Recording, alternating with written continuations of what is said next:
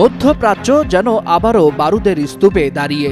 ইরানে ইসরায়েলের সামরিক অভিযান ঘিরে ছড়িয়ে পড়েছে যুদ্ধের দাবানল। বিশ্লেষকরা বলছেন, এই উত্তেজনা শুধু আঞ্চলিক নয়, বরং ডেকে আনতে পারে এক সর্বগ্রাসী বৈশ্বিক সংঘাত।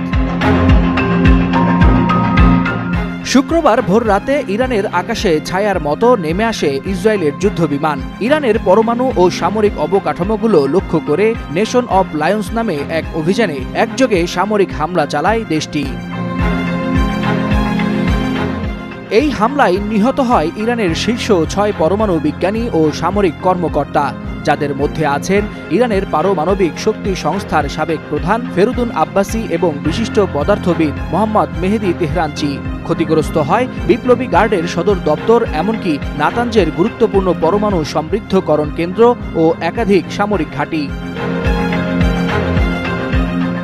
ইসরায়েল বলছে, তাদের লক্ষ্য পূরণ না হওয়া পর্যন্ত চলবে এই অভিযান। আর এই আঘাতের পরেই প্রতিশোধের হুঁশিয়ারি দেন ইরানের সর্বোচ্চ নেতা আয়াতুল্লাহ আলী খামেনি।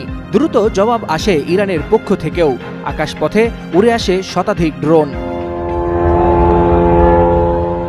হামলা পাল্টা হামলার পরও পরিস্থিতি শীতল হওয়ার সম্ভাবনা আপাতত দেখছেন না বিশ্লেষকরা। তারা বলছেন, উত্তপ্ত হয়ে উঠেছে গোটা আরব উপদ্বীপ। আন্তর্জাতিক বিশ্লেষকরা বলছেন, এই সংঘাত আর কেবল ইসরায়েল ইরানের মধ্যকার নয়, এর শিকড় ছড়িয়ে পড়তে পারে সিরিয়া, ইরাক, লেবানন ও ইয়েমেন পর্যন্ত। প্রক্সি বাহিনী, প্রতিদ্বন্দ্বী স্বার্থ ও দীর্ঘস্থায়ী ক্ষোভের বিস্ফোরণ ঘটতে পারে যে কোনো সময়। যুক্তরাষ্ট্র দাবি করছে, এই অভিযানে তাদের কোনো সম্পৃক্ততা নেই। বিশ্লেষকরা বলছেন, পরিস্থিতি জটিল হয়ে উঠলে আমেরিকান স্বার্থ ক্ষতিগ্রস্ত হতে পারে। তখন সরাসরি এই যুদ্ধে যুক্ত হতে পারে মার্কিন পরাশক্তিও। এরই মধ্যে এই যুদ্ধের আশঙ্কায় বিশ্ব বাজারে জ্বালানির দাম বেড়েছে হঠাৎ করেই। মাত্র 24 ঘন্টায় তেলের দাম বেড়েছে ব্যারেল প্রতি $10।